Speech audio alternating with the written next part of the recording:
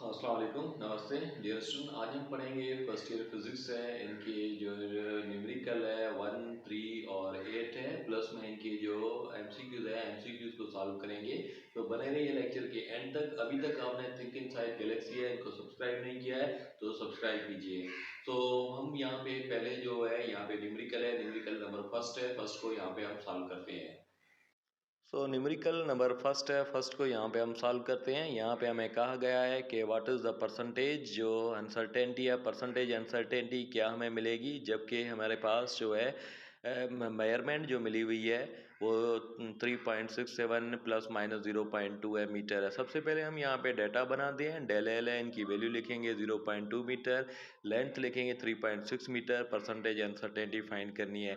Percentage uncertainty find करने के लिए formula del L upon L multiply 100 है, ये लिखेंगे। अब इनके अंदर वैल्यू पुट करेंगे तो परसेंटेज अनसर्टेनिटी 6.8% मिल जाएगी। उनके बाद सेकंड जो न्यूमेरिकल है इनको यहाँ पे हमें सॉल्व करते हैं कि व्हाट इज द एरिया, जो क्या मिलेगी। एक सर्किल है जिनका रेडियस जो है 3.74 मीटर है, ये मिला हुआ है। सबसे पहले हम यहाँ पे डाटा बनाते हैं। रेडियस है, रेडियस हम यहाँ पे लिखेंगे 3.7 है इंटू 10⁻⁴ सेंटीमीटर। डेल आर है, इनकी वैल्यू 0.05 और यहाँ पे इंटू 10⁻⁴ सेंटीमीटर लिखेंगे। हमें फाइंड करना है एरिया, फाइंड करना है, चेंज इन एरिया है वो भी हमें फाइंड करना है। सबसे पहले हम यहाँ पे एरिया फाइंड करते हैं। एरिया सर्किल का फाइंड करने के लिए फार्मूला जो होता है पाई आर स्क्वायर है, ये वाला फार्मूला हम यूज करेंगे। इनके अंदर वैल्यू पुट करते हैं। पाई की वैल्यू 3.14 है और रेडियस है, रेडियस को हम यहाँ पे स्क्वायर करेंगे तो हमें यहाँ पे एरिया है, एरिया जो मिल जाएगी 4.3 इंटू 10 जो है हम यहाँ पे कहेंगे 9 सेंटीमीटर स्क्वायर है। अब हम यहाँ पे बात करते हैं कि डेल ए है, मीन्स चेंज इन एरिया है। चेंज इन एरिया फाइंड करने के लिए चेंज इन एरिया अपन एरिया है is equal to 2 multiply by del R है। अपान में हम यहाँ पे लिखेंगे आर है, ये वो लिखेंगे। सबसे पहले यहाँ पे ए है, ए डिवाइड हो रहा है, वहाँ पे ले जाएंगे मल्टीप्लाई हो जाएगा। डेल ए है इन इज इक्वल टू, इनके अंदर वैल्यू हम यहाँ पे पुट करेंगे। वैल्यू पुट करने के बाद हमें जो यहाँ पे इनका अंश है वो अंश हमें मिल जाएगा। तो सबसे पहले 2 है, पाई डेल आर है, इनकी वैल्यू 0.5 इंटू 10⁻⁴ है। एरिया की वैल्यू 4.3 है इंटू 10⁻⁹ है और अपान में आर है, आर की वैल्यू 3.7 इंटू 10 जो हम यहाँ पे कहेंगे 4 है।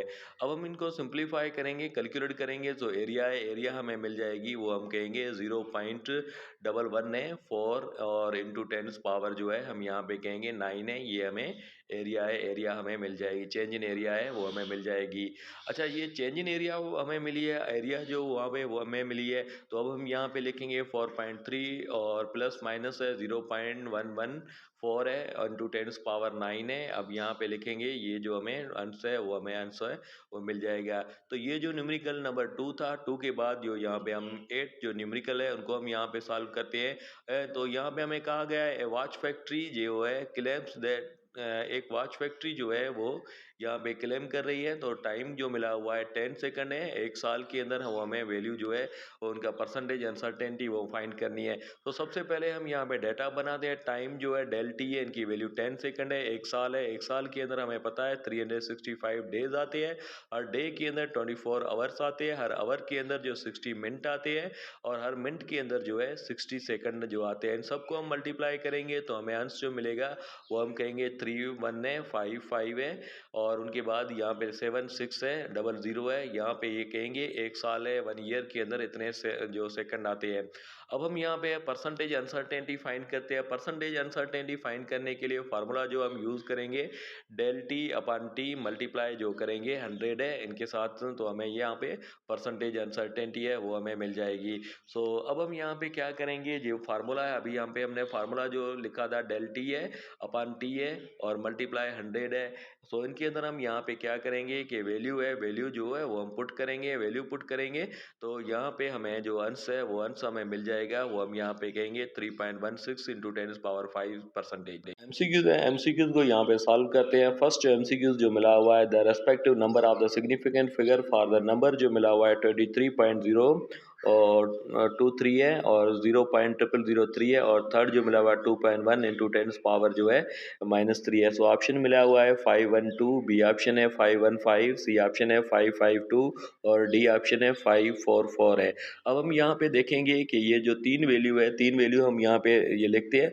फर्स्ट जो है इनके अंदर यहाँ पे लिखेंगे कि 23.023 है। अब हमने पढ़ा है कि significant figure two non zero के बीच में जितने भी ज़ीरो आते हैं तो सबको हम यहाँ पे गिनती करेंगे। सो फर्स्ट जो वैल्यू मिली थी इनके अंदर 5 सिग्निफिकेंट फिगर है। अब हम उनके बाद यहाँ पे सेकंड है, सेकंड को हम यहाँ पे देखते हैं कि लेफ्ट साइड पे जितने भी ज़ीरो है उनको हम यहाँ पे काउंट नहीं करेंगे। सो यहाँ पे हमारे पास ओनली 1 जो है सिग्निफिकेंट फिगर मिला हुआ है। अब यहाँ पे थर्ड वैल्यू है, थर्ड वैल्यू को 2.1 है इंटू 10 पावर जो है 4 है। 10 पावर जो है -3 है या 4 जो मिला हुआ है, पावर चाहे कितना भी मिला हुआ है उनको हम सिग्निफिकेंट फिगर में काउंट नहीं करेंगे। तो यहाँ पे हम कहेंगे ओनली जो है 2 सिग्निफिकेंट फिगर इनके अंदर मिल जाएगा। सो करेक्ट ऑप्शन हमें ए मिलेगा। एमसीक्यूज है, सेकंड एमसीक्यूज के अंदर which among the following is a supplementary unit है। तो यहाँ पे हमें कहा गया है कि सप्लीमेंट्री जो यूनिट्स है वो कौन कौन से हैं इनमें से। तो ऑप्शन जो मिला हुआ है, ऑप्शन ए के अंदर मास है, ऑप्शन बी के अंदर टाइम है, ऑप्शन सी के अंदर सॉलिड एंगल है, ऑप्शन डी है इनके अंदर जो है ल्यूमिनस इंटेंसिटी है। ये हम लिखेंगे। अब हमें पता है कि 7 जो बेसिक क्वांटिटी आती है उनको छोड़ के यहाँ पे हम कहेंगे कि सॉलिड एंगल इनका करेक्ट ऑप्शन जो है वो मिल जाएगा। अच्छा, ये जो एमसीक्यूज नंबर 2 था उनके बाद है यहाँ पे सॉलिड एंगल है। सॉलिड एंगल का जो यूनिट है वो यूनिट क्या मिलेगा, तो हम यहाँ पे कहेंगे करेक्ट इनका ऑप्शन जो है वो बी मिल जाएगा। अच्छा, उनके बाद एमसीक्यूज नंबर 4 है the quantity having the same unit in all system है। तो ऐसी कौन सी क्वांटिटी है जिनका जो यूनिट है सारे सिस्टम के अंदर सेम मिला हुआ है। मास, टाइम, लेंथ है और टेम्परेचर है। अब हम यहाँ पे पढ़ के आए हैं कि जो टाइम होता है, टाइम का तीनों सिस्टम के अंदर सीजीएस हो, एफपीएस हो या एसआई हो या एमकेएस हो, इन सब के अंदर टाइम है। टाइम का यूनिट जो है सेकंड हमें मिल जाएगा। तो यहाँ पे करेक्ट ऑप्शन जो हम यहाँ पे कहेंगे कि टाइम है, टाइम हमें मिल जाएगा। सीजीएस में ऐसा है चाहे एमकेएस, सबके अंदर सेकंड इनका है। अच्छा, एमसीक्यूज नंबर 5 है। एमसीक्यूज नंबर 5 के अंदर है यहाँ पे हमें कहा गया है random error can be eliminated by dash है। रैंडम एरर को हम किस तरीके से एलिमिनेट करेंगे। सो रैंडम एरर है, इनको यहाँ पे इनके ऑप्शन जो मिले हुए हैं ये 4 ऑप्शन ए, बी और सी और उनके अलावा डी ऑप्शन है। ये 4 ऑप्शन जो मिले हुए हैं तो हम यहाँ पे कहेंगे करेक्ट जो है ए ऑप्शन है वो हमें मिल जाएगा। अच्छा, उनके बाद यहाँ पे एमसीक्यूज नंबर जो है 6 है। यहाँ पे कहा गया है कि systemic error can be dash है। तो ये हम टॉप लेक्चर है इनका जो हम यहाँ पे पढ़ के आए हैं। तो सिस्टमिक एरर जो है वो पॉजिटिव भी हो सकता है, नेगेटिव भी हो सकता है। तो हम यहाँ पे कहेंगे ए ऑप्शन है, ए ऑप्शन हमें करेक्ट मिल जाएगा। अच्छा, उनके बाद यहाँ पे हमें कहा गया है कि एम एल है टी पावर माइनस जो 2 है, ये डायमेंशन किसका है। तो ऑप्शन है स्ट्रेन है, डिस्प्लेसमेंट है, फोर्स है, प्रेशर है। तो ये 4 जो ऑप्शन जो है वो मिले हुए हैं। अब हम यहाँ पे फोर्स है according to Newton second law of motion F equal to M है। सो मास है, मास का जो डायमेंशन जो मिल जाएगा एम है और एक्सलेशन का मिल जाएगा एल अपान में टी है स्क्वायर है ये। तो हम यहाँ पे कहेंगे बी ऑप्शन है, बी ऑप्शन जो हमें करेक्ट जो है वो मिला हुआ है। अच्छा, उनके बाद एमसीक्यूज नंबर 8 है, उनको यहाँ पे सॉल्व करते हैं।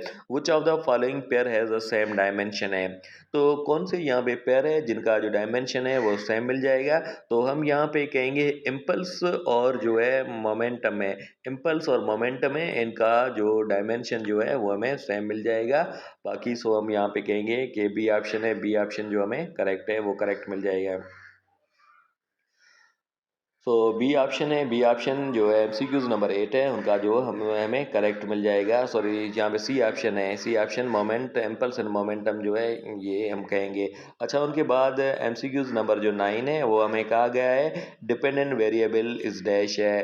वो काज होते हैं, अफेक्ट होते हैं या उनके अलावा हम यहाँ पे कहेंगे रीज़न जो होते हैं। सो हमें पता है कि ये जो डिपेंडेंट जो होते हैं वो होते हैं काज, सॉरी अफेक्ट होते हैं, और इंडिपेंडेंट जो होते हैं वो काज होते हैं। तो ये डिपेंडेंट वेरिएबल हमेशा अफेक्ट होते हैं। सो अफेक्ट करेक्ट मिल जाएगा। उनके बाद एमसीक्यूज 10 है। 10 जो हमें यहाँ पे कहा गया है कि काइनेटिक एनर्जी का जो डायमेंशन मिलेगा वो किसके, उसका वो दो कौन सी फिजिकल क्वांटिटी है जिनका भी डायमेंशन हमें सेम मिल जाएगा। सो हमें पता है वर्क है, वर्क का भी डायमेंशन और यूनिट सेम होता है।